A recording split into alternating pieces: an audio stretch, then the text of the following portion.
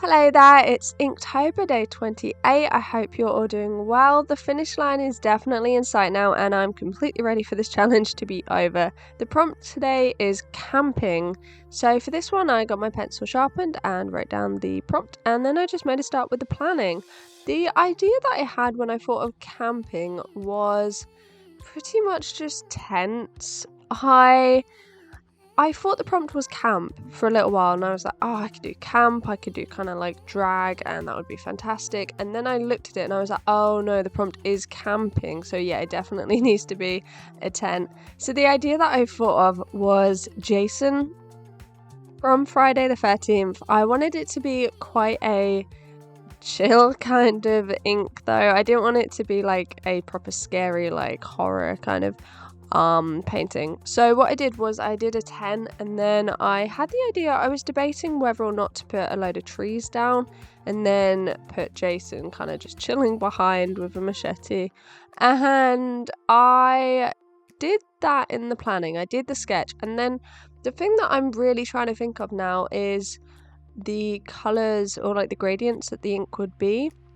So basically it's black, grey or white. Like they're the colours that I can do. I can do different varieties of grey, but generally like because I'm just using black India ink, it's black, grey or white.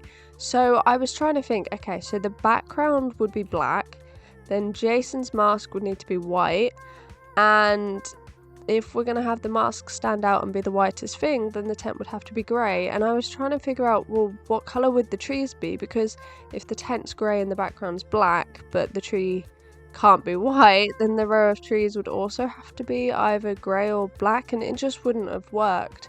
So I did actually remove the trees. I think that's the kind of thing that I'm trying to think a little bit further about now, because it sort of seems like unless you do really light greys or like really, really dark greys, the greys do just kind of blend together. So really there's only kind of 3 values, and I wanted to make sure that I incorporated them all as best as I could. I knew the mask would have to be white. I also wanted the machete to be a little bit white, and I knew the background was going to have to be black. So unfortunately, yeah, the row of trees just didn't make the cut really.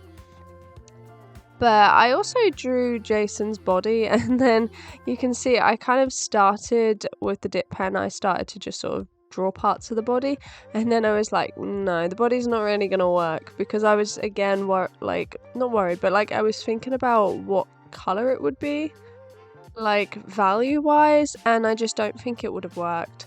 So I did the black background. I did also think like I could have done a wet on wet, and I could have just splashed a load of different, dark varieties of ink on top of that, but I think I was just a little bit afraid of creating something that looks like my earlier inks, where I was just like, I have to paint everything, like I can't leave gaps, and because I didn't leave gaps, it just, it didn't really work great. There were just lots of varieties of grey, and I really do like the opaque background that you can get with black India ink.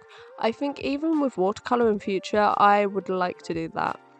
So I don't know if I mentioned before, but I have actually finished the India ink that I bought.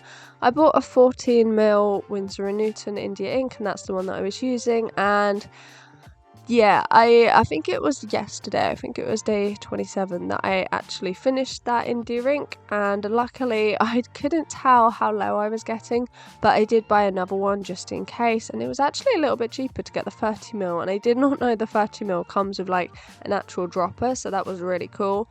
So I am now on my second India ink, but yeah, I got through 14mm for the first like 27 days, which was kind of expected because I didn't realise, I guess, like how much I would get through, but since I started using it really opaque, I got through quite a lot really.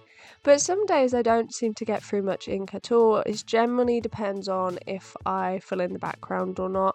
I think it looks really cool with the background filled in, but I do get through an awful lot of ink. So for the 10, I decided to generally keep it quite light. I knew that the side was going to have to be slightly darker, and inside of the tent, the kind of the inside bit of the front. I knew that was going to have to be darker because that was also in shadow, and I decided to do it quite light to begin with and then just build it up. So I ended up doing a few layers on the tent because I was just really gradual with how dark I wanted it to be. India ink tends to dry a lot lighter, but it's hard to tell at the time the actual shade that it's going to dry to. So I just took it quite slow, really. My plan was to keep the mask and the machete pretty much white, but unfortunately I forgot to tip some of my water into a different pot so that I would have a clean water. So I literally had one water that just got super dirty, and I was a bit lazy and I didn't top it up, so the mask and that ended up a little bit darker than I had planned. But this is how this one looks. I hope that you like it. I hope you've enjoyed watching this. I would love if you could subscribe and make sure that you're there for tomorrow's. Bye bye.